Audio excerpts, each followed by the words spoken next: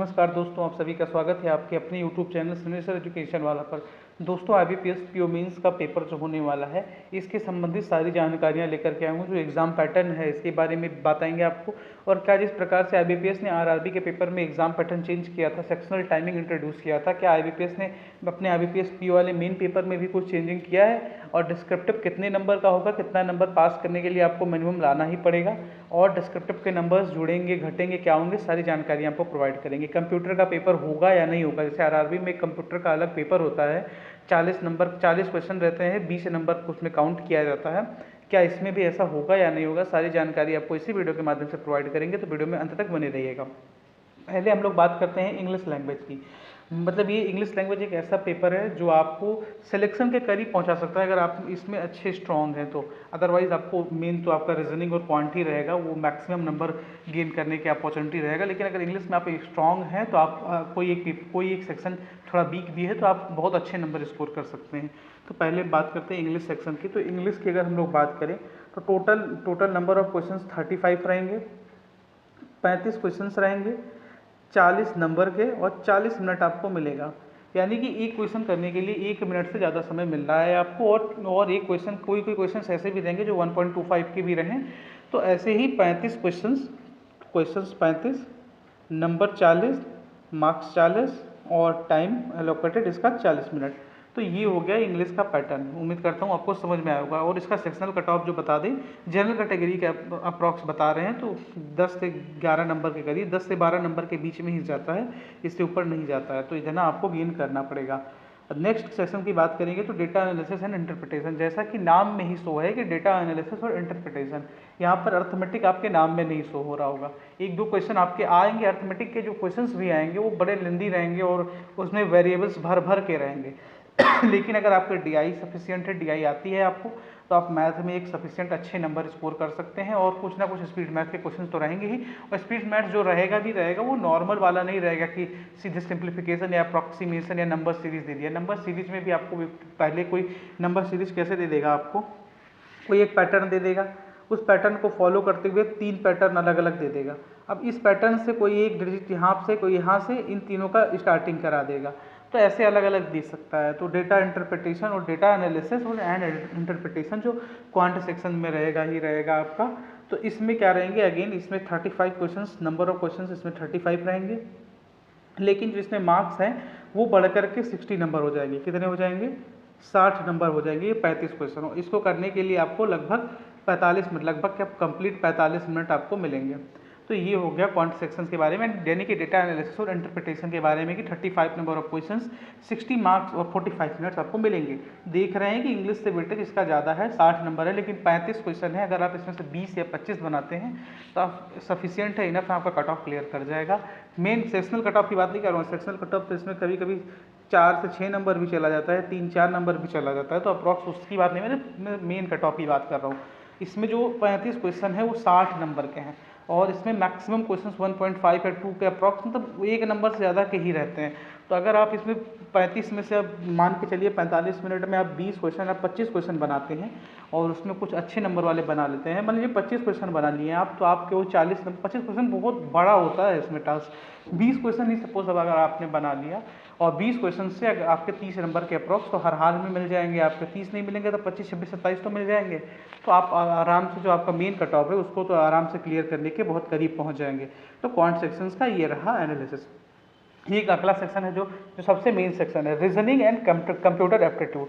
तो रीजनिंग और computer aptitude, आप लोग इसमें कंप्यूटर नाम सुन रहे होंगे, लेकिन एक भी सवाल कंप्यूटर का नहीं रहता है, वो कोडिंग डिकोडिंग वाले रहते हैं, वो उसका मतलब नहीं है। लेकिन कंप्यूटर रिलेटेड कोई डायरेक्ट सवाल नहीं रहेगा, कंप्यूटर की जनरेशन से, कंप्यूटर के इनपुट आउटपुट डिवाइसेस से कोई सीधा सवाल नहीं रहेगा, सिर्फ और सिर्फ रीजनिंग की रहेंगी। और अच्छे लेवल का पजल रहेगा, मतलब ठीक ठाक लेवल का रहेगा। जो अगर आपने प्रैक्टिस नहीं की है तो वहाँ पर आपसे नहीं हिलने वाले पजल्स। हाँ, लेकिन अगर आपकी बात यह है कि इसमें क्या वो मिसलेनियस वाले क्वेश्चंस रहेंगे तो रहेंगे। लेकिन अगेन जैसे वहाँ पर रहता था स्टेटमेंट कंक्लूजन के, वो सिलॉजिज्म जो रहते थे स्टेटमेंट और कंक्लूजन, यहाँ आपको उल्टा ड्रॉ कराएगा, कंक्लूजन से स्टेटमेंट निकलवाएगा, 4-5 कंक्लूजन दे देगा और स्टेटमेंट दे देगा, आपको बताना रहेगा। तो फिर आपको स्टेटमेंट्स लंबी संख्या में, मतलब ये आपका उसका एक बड़ा रूप है, प्री का बड़ा रूप। और इसके अलावा जो आपका डेटा सफिशिएंसी के क्वेश्चंस आएंगे, लॉजिकल रीजनिंग के लगभग 5-6 क्वेश्चंस तो रहेंगे ही रहेंगे।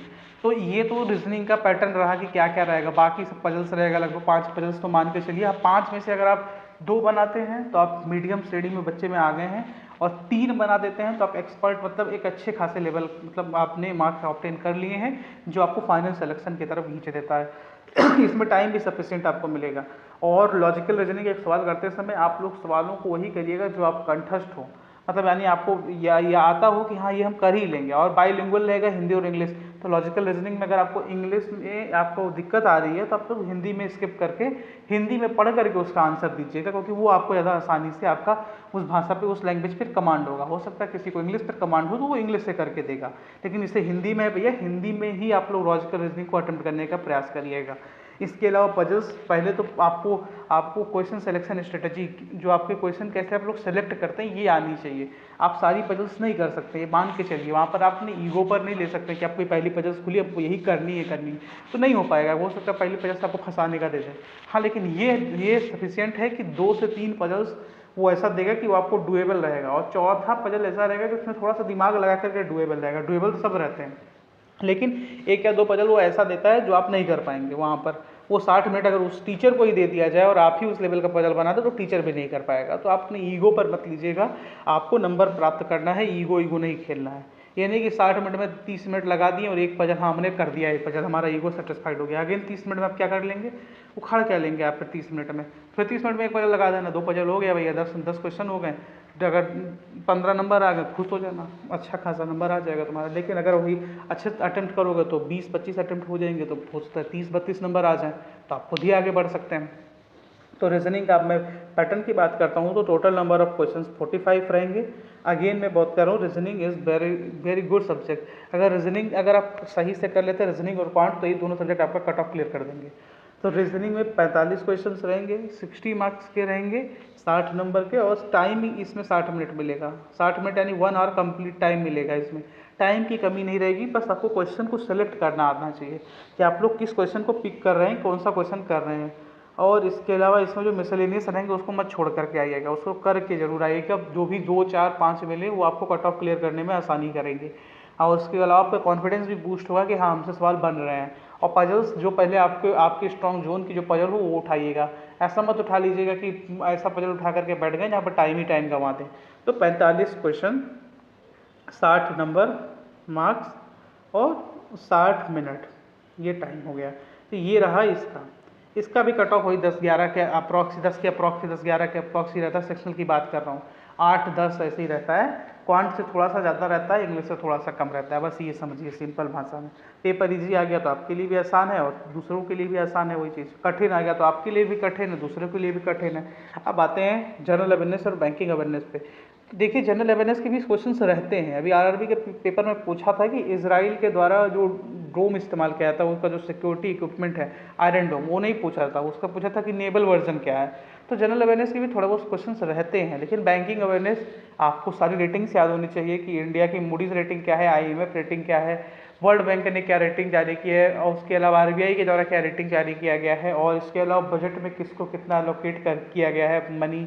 इसके अलावा आईएमएफ से कितना फंड मिला है, एशियन डेवलपमेंट बैंक से कितना फंड मिला है, किसको मिला है ये भी याद रखना चाहिए, किस प्रोजेक्ट के लिए मिला है ये याद रखना चाहिए। आरआरबी के पेपर में तो जीएस सेक्शन बहुत टफ था, कई सारे टीचर्स के भी आप लोगों ने वीडियोस देखे होंगे। लेकिन हाँ हो सकता है उसके बाद से थोड़ा लेवल पीयू वाले के बाद से लेवल थोड़ा थोड़ा डाउन हुआ है, तो ऐसा भी नहीं रहेगा कि बिल्कुल डाउन हो जाए। हाँ इसमें अगर आप पढ़े रहेंगे तो आपको क्वेश्चन आएंगे। तो उम्मीद करते हैं कि जनरल अवेयरनेस और बैंकिंग अवेयरनेस में आपका उस दिन का दिन सही रहे और आपका दिमाग सही रहे। हो सकता है आपके अच्छे अटेम्प्ट चले जाएँ। इसमें नंबर कितने रहेंगे भैया, तो 40 क्वेश्चंस रहते हैं इसमें। अगेन वही 40 क्वेश्चन 40 नंबर, और टाइम इसमें अच्छा खासा मिल रहा है 35 मिनट्स। उसमें आरआरबी वाले में टाइम 20 मिनट लगभग था, तो वो उसमें दिक्कत कर जा रहा था, पढ़ने में दिक्कत हो रहा था। अब ये क्वेश्चन मार्क्स और टाइम एलोकेशन, तो ये तो हो गए मेन सब्जेक्ट। कौन कौन से, इंग्लिश, क्वांट, रीजनिंग और जीएस। अब इसके अलावा एक और सब्जेक्ट आता है भैया, एक और, हाँ पहले तो रीजनिंग, जनरल अवेयरनेस और बैंकिंग अवेयरनेस की कट ऑफ की अगर हम बात कर लें तो इसकी कट ऑफ 2 से 3 नंबर जाती है, मैक्सिमम से मैक्सिमम 2 से 3 नंबर से कम ही रहती है हर हाल में। और नहीं यकीन होता तो आरआरबी का जाकर रिजल्ट चेक कर लीजिएगा, आईबीपीएस का पिछले साल का सेक्शनल कट ऑफ जाकर के चेक कर लीजिएगा। इसके अलावा जो मेन एक और पेपर होता है वो डिस्क्रिप्टिव राइटिंग होता है, जिसके लिए आपको टाइपिंग अभी से स्टार्ट कर देनी चाहिए। टाइपिंग अगर किसी को अच्छा आता है तो ठीक है, नहीं आता है तो स्टार्ट कर देना चाहिए। लैपटॉप है तो वेल इनफ, नहीं है तो कोई बात नहीं, आप एक ओटीजी के थ्रू अपना कीबोर्ड और माउस कनेक्ट कर सकते हैं। माउस का इस्तेमाल मत करिएगा, माउस का इस्तेमाल वहाँ पर भी आपको नहीं करने दिया जाएगा, वहाँ पर कर ही नहीं पाएंगे। बैक स्पेस का ही इस्तेमाल कर करके ही आपको अगर एडिट करना है या कुछ चीज़ों को गलत को सही करना है तो कर सकते हैं। अगर आपको चाहिए कि हम किस ऐप का इस्तेमाल करके टाइपिंग प्रैक्टिस अपने मोबाइल या टैबलेट पर कर सकते हैं तो कमेंट में पूछ लीजिएगा, मैं आपको उसके लिए एक सेपरेट वीडियो बना दूंगा 2-3 मिनट का। उसमें 2-3 ऐप ऐसे हैं जो बेस्ट ऐप हैं गूगल प्ले स्टोर पर, वहाँ से आप प्रैक्टिस कर सकते हैं। उसके बाद एक मॉक टेस्ट ऑलिव बोर्ड का या किसी का, ऑलिव बोर्ड का ही बेस्ट रहेगा इसमें, क्योंकि इसमें आपको प्रैक्टिस करना है बस, तो आपका हो जाएगा वहाँ पर क्लियर। ऐसा कुछ नहीं रहता। 2 क्वेश्चंस रहेंगे, 2 नंबर ऑफ क्वेश्चंस रहेंगे, 25 नंबर के रहेंगे, और इसमें आपको 2 नंबर ऑफ क्वेश्चंस 25 नंबर और 30 मिनट आपका टाइम रहेगा। अब इसमें आपको टाइम डिस्ट्रीब्यूशन अच्छा खासा देखना पड़ेगा। और इसमें एक समझ जाइए कि ये नहीं है कि इसमें आपको 2 नौ क्वेश्चन मिले भर भर के लिखना है 1000-2000 शब्द। ये 30 मिनट में आपको 250 शब्द ऐसे में लिखने हैं और 150 शब्द आपको लेटर में लिखने हैं। लेटर में तो आप लोग देख सकते हैं लगभग 400 शब्द लिखने हैं। अगर इसको 3 से डिवाइड करेंगे तो लगभग 13 शब्द प्रति मिनट की आपके पास स्पीड, 13 पॉइंट समथिंग की स्पीड आनी चाहिए, जिसमें ए भी इंक्लूडेड है, इज भी इंक्लूडेड है, दा भी इंक्लूडेड है, एन भी इंक्लूडेड है। तो ये सब शब्द तो आप बहुत आसानी से टाइप कर सकते हैं। मतलब मेरा कहने का मतलब है इसमें 5 लेटर्स का भी वर्ड इंक्लूडेड है और 2 लेटर का भी वर्ड इंक्लूडेड है। तो ये बात जान जाइएगा। टाइपिंग स्पीड आपको आपकी सफिशिएंट करके रखनी है कि आप 18 से 20 तक तो आपकी टाइपिंग स्पीड पहुंचा लीजिए तो वेल इनफ है, क्योंकि वहाँ पर थोड़ा सा थिंकिंग में भी टाइम जाएगा। अब वहाँ पर आप पहले लेटर अटेम्प्ट करिएगा, लेटर सफिशिएंट आपका 5 मिनट में या 7 मिनट में आपका सारा कंटेंट वेल नोन हो जाएगा, आपको वो पूरा हो जाएगा लेटर। फिर ऐसे में बैठकर जितना दिमाग लगाना है लगाना, लेकिन वहाँ पर कोई बनावटी ग्रामर मत लिखने की कोशिश करना कि नहीं हम तो अगर लिख दिए तो हमारा नंबर कट जाएगा। नॉर्मल ग्रामर लिखना, इज एम आर का इस्तेमाल करना, सेंटेंस को 2 बार लिखना पड़े तो 2 बार लिखना, कनेक्टर्स नहीं यूज करना है, मत करना, पंक्चुएशन का नहीं ध्यान है, मत करना। जो इजीली ग्रामर हो सकता है, जैसे अगर आप लोग सपोज करिए अगर आपका आ गया ऐसे कि आपका बजट पर आ गया या सोशल मीडिया के डिसएडवांटेज एडवांटेजेस पर आ गया, तो social media is an evil for society लिखने में आपको शर्म नहीं आनी चाहिए। अब वहाँ पर कुछ बनावटी शब्द नहीं, इविल का एंटोनिम्स सिनोनिम्स ढूंढ के लिख रहे हैं। अरे इविल याद है, इविल ही लिखेंगे जिसकी स्पेलिंग आती होगी वो लिखेंगे। अब सुनिए, इसमें अप्रॉक्स 2-4% का एरर होता है, उसमें दिक्कत नहीं होता है। जैसे 250 शब्द आपको ऐसे में लिखने हैं तो ये मान के चलिए एग्जैक्ट 250 पर आपको पता चल जाएगा टाइम के हिसाब से, लेकिन 240 से लेकर के 260 हो जाएगा, कोई दिक्कत नहीं रहेगा, उतना आपका काउंटेबल रहता है। लेकिन अब ये मत करिएगा कि आपको 250 शब्द का है 200 शब्द में निपटा दिया, 250 शब्द का है और लिखने के चक्कर में लगा दिए मार 2-2 शब्द 2-2 लेटर्स के वर्ड और 400 शब्द लिख दिए, तो काउंटर नहीं होगा आपका। वो आपके नंबर एक्स्ट्रा नहीं मिल जाएंगे, वो 250 शब्द ही चेक करेगा, 250, 260, 270। वहाँ कोई मनुष्य नहीं चेक कर रहा है, यानी ह्यूमन बीइंग नहीं है उसमें ऑलरेडी इंस्टॉल्ड एआई है, वो आपका सिर्फ ग्रामेटिकल एरर चेक करेगा और स्पेलिंग एरर चेक करेगा और आपके नंबर दे देगा अप्रॉक्स। ऐसे ही सेम है लेटर में, आपको पैटर्न चेक करेगा कि आपने अगर फॉर्मल लेटर लिखा है इनफॉर्मल लिखा है, दोनों का पैटर्न अगर आपका सही है तो आपको नंबर दे देगा पूरे के पूरे। 15 नंबर का ऐसे रहेगा और 10 नंबर का लेटर रहेगा 15 का ऐसे और 10 का लेटर रहेगा। कंबाइंड की बात करें तो 25 नंबर हो जाएगा, 25 मार्क्स, और 30 मिनट आपके पास रहेंगे, सफिशिएंट टाइम है, सफिशिएंट पेपर है।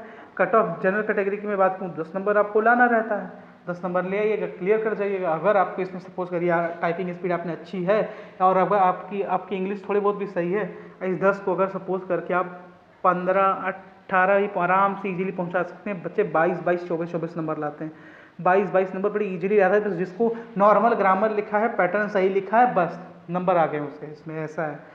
तो अगर सपोज पिछली बार 64 के अप्रॉक्स कट ऑफ गया था, तो मान के चलिए कि अगर पेपर का लेवल पिछली बार की तरह ही रहा तो उतना ही जाएगा, 64, 66, 67, 68 ऐसे चला जाएगा। लेकिन आईबीपीएस का एक पैटर्न भी अगर देखेंगे तो आरआरबी से तुलना मत करिएगा, आरआरबी की बात अलग है, आरआरबी से इसका लेवल अप रहता है। यहाँ पर आपको 25 नंबर एक्स्ट्रा मिल रहे हैं, 25 नंबर यानी कि डिस्क्रिप्टिव का आपको एक्स्ट्रा मिल रहा है, वो आपको कट ऑफ में बेनिफिट करता है। कैसे करता है देखिए, मान के चलिए आरआरबी के पिछले 3 सालों की मैं बात करूँ तो 70 से लेकर के 75, मैं इसको भी हटा देता हूँ, मैं एक हायर लिमिट सेट कर देता हूँ कि 75 के अप्रॉक्स कट ऑफ जाए। अगर सपोज गई, इतना जाता जाएगा नहीं, आरआरबी का 71 गया होगा तो इसका अपर इससे कम ही जाएगा आरआरबी से। अब पेपर का लेवल अगर नीचे आएगा तो आपके लिए बेच ही रहेगा। मैं मान के चल रहा हूँ 75 से 80, इसके ऊपर किसी ईयर भी आरबीपीएस का कट ऑफ नहीं गया। जिस साल सबसे इजी पेपर आया था उस साल भी 81 कट ऑफ गया था। उस साल आपको मतलब रीजनिंग आपके लिए इतना डुएबल था, वो मतलब डुएबल पेपर था, वो इजी पेपर था।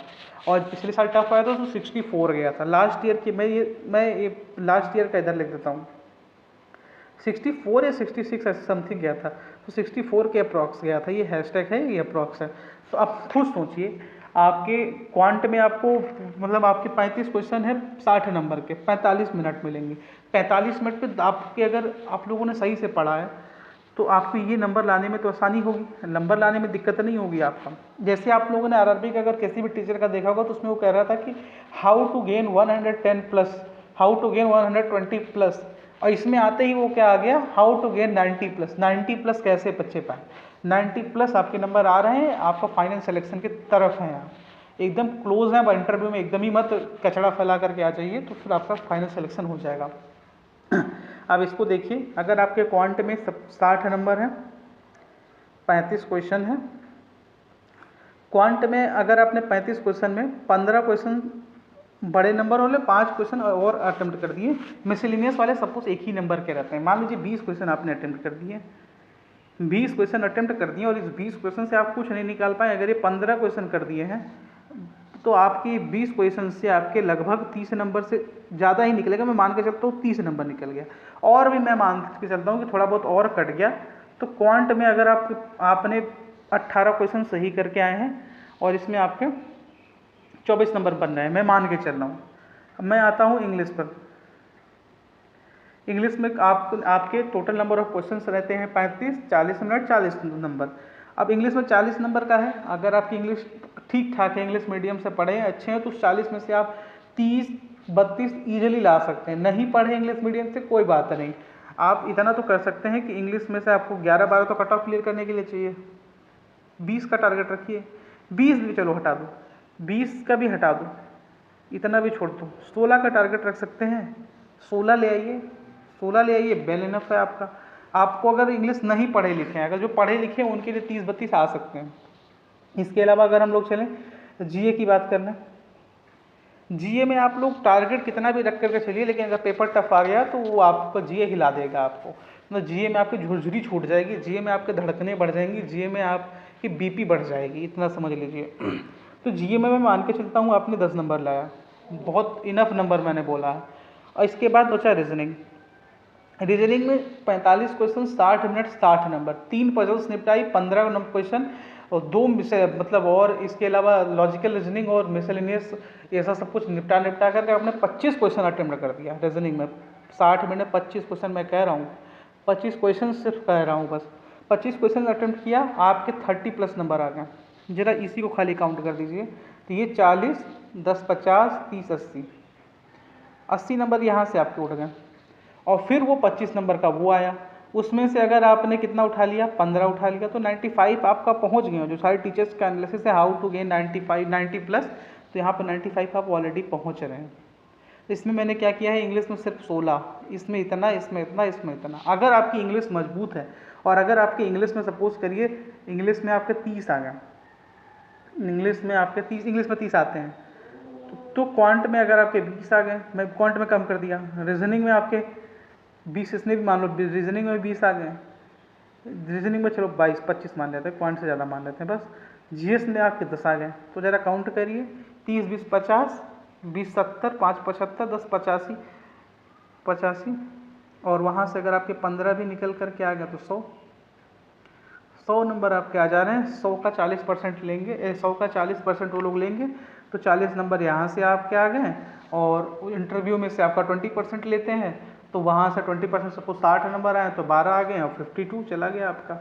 कट ऑफ से कितने ज़्यादा नंबर आ जाएंगे, टॉपर्स की श्रेणी में आ जाएंगे। टॉपर्स नहीं बनना है, सिलेक्शन लेना है। टॉपर्स तो बच्चों को बनना है, बनने दीजिए। आपको क्या चाहिए, आपको सिलेक्शन चाहिए, तो आप लोग स्ट्रेटेजिक बेस से पढ़ाई करिए। ये सारे एग्जाम पैटर्न्स रहे हैं, कुछ भी सवाल पूछना हो तो पूछ लीजिएगा कमेंट में, सारे जवाब आपको मिल जाएंगे। जय हिंद, जय भारत, भारत माता की जय। और अगर आपको ऐप रिलेटेड जानकारी चाहिए कि किस ऐप का इस्तेमाल करके हम लोग टाइपिंग अपनी अच्छी कर सकते हैं, तो वो भी आप पूछ लीजिएगा, वो भी बता दिया जाएगा।